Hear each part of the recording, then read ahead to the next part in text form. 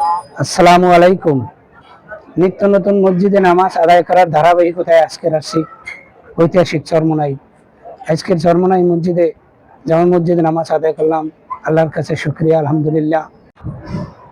প্রিয় বন্ধুরা, অনেক জায়গায় দেখবেন পীর হইলেই, পীর মারা গেলেই তার কবর বিশাল এক কংক্রিট দিয়া ঢেকে রাখে।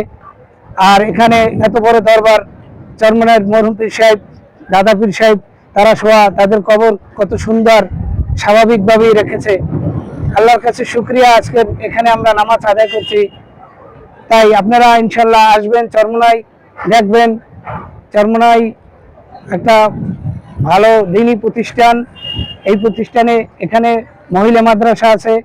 এই প্রতিষ্ঠানে আপনারা আসবেন এবং এসে আপনাদের সন্তানকে লেখাপড়া করিয়ে আদর্শবান সন্তান করে তুলুন।